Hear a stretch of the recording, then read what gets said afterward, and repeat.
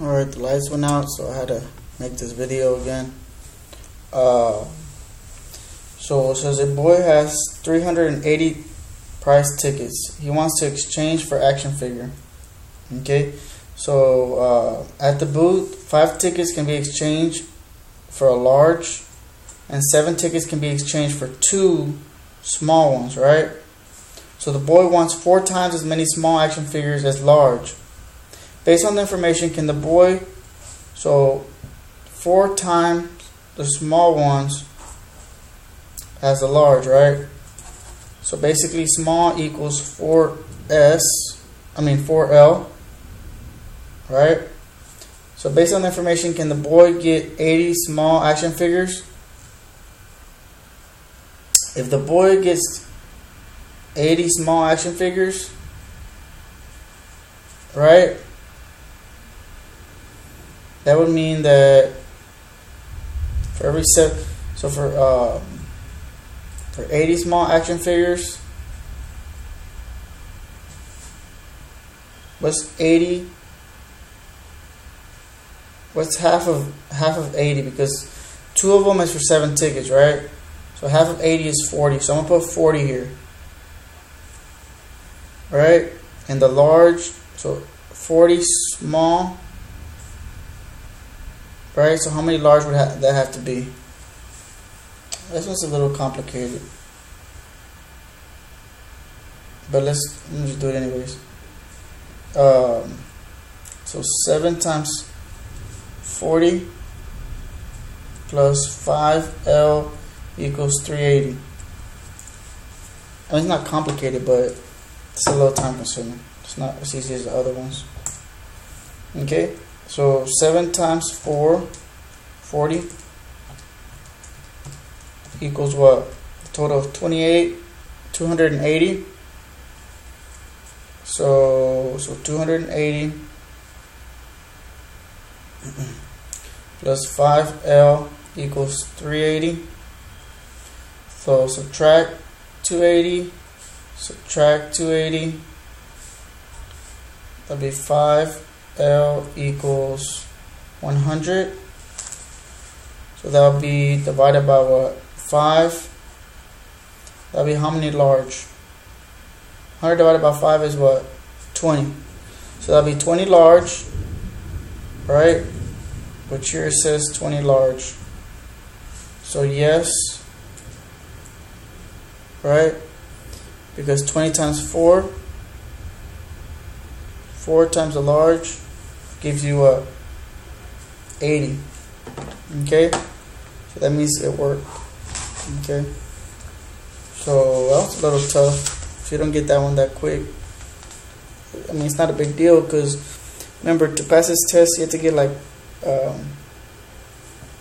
around half of them or less than half of them right. So that one's a little complicated, so understand if you don't get it. Okay, so 3C and 1/3, right? So right here you distribute this one to this one, this one to this one, right? 1/3 of 3 is just 1, right? It's 3. Break it up into 3 parts, is 1. So that's CD. It's 1 CD. The C times D is CD. Then 3C times -9 is what? -27 C. Right? And then we distribute this part. So -7 times C is -7C. -7 times 1 is -7. D times C is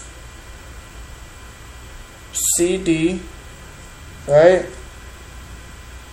And then D times 4 is 4D, right? So let's add up the C's.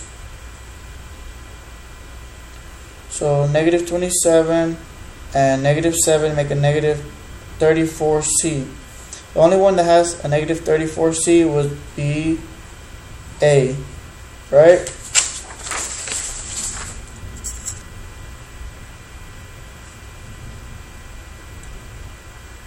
So now let's try 48. What is the equation of the line that has slope 0? Anything that has a slope 0, y'all, here's x, here's y. Slope 0 means that it's going horizontal like this, right? If it passes through the y at -8, most likely -8, it's going to be going like this. It's going to be a horizontal line. You see how there's no slope? It's not tilted up, it's not tilted down. Vertical slope would be up and down. That would be undefined. So this would be where it had no slope, and it's going to be the y axis. So y equals what? It's going to be what? J. Alright, so intercept. So 9:49. Sorry if I sound tired on these last ones, but I'm really tired because I went through all these problems real quick. A candy, we still got 5 more. It's not a big deal. A candy company sells a case of chocolate. The company has fixed costs at $30,000, and each case of chocolate bars costs an additional $5 to make. The company sells each case for $10, right? The graph of the system is a linear system, which representation this company costs and revenues for the manufacturer selling X cases of chocolate is shown below. How many until they what? Are equal, until they break even. The way you do this one, y'all, is that you plug in the equation, you plug in both equations. Okay, it's kind of like a little business problem.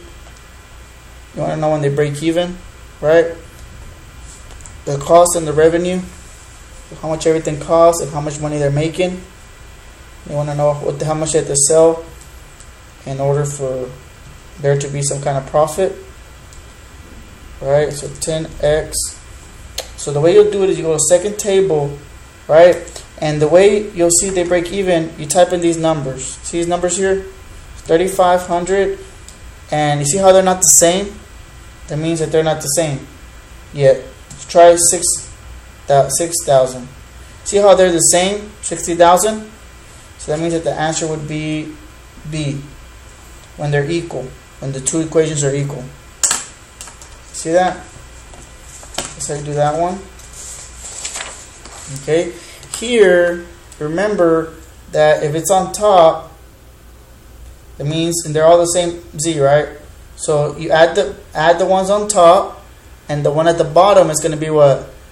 Subtracted, right?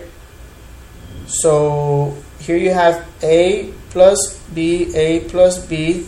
So it's going to be either H or J. And then the C is at the bottom. It has to be a what, y'all? Negative. So that's why it's H. Okay.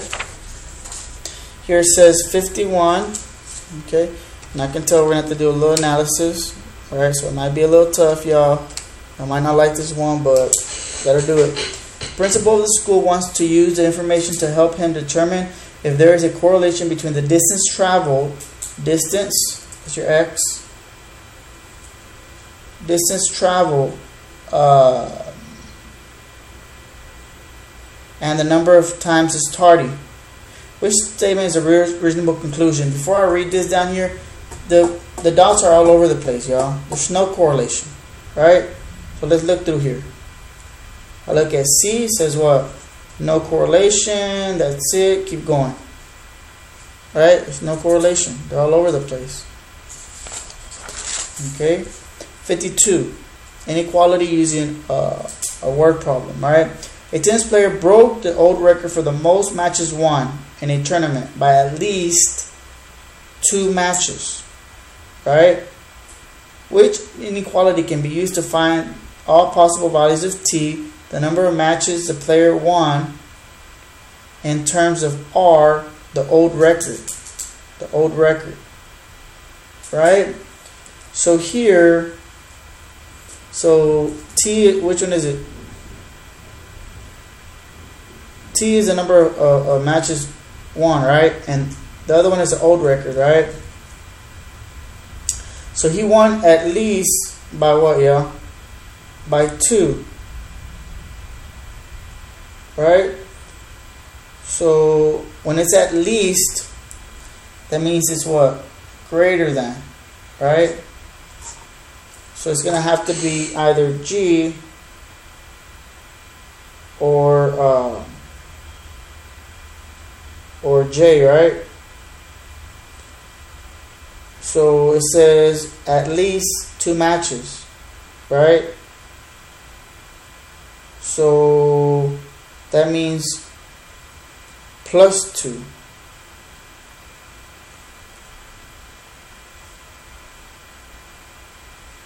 Okay, give me a second.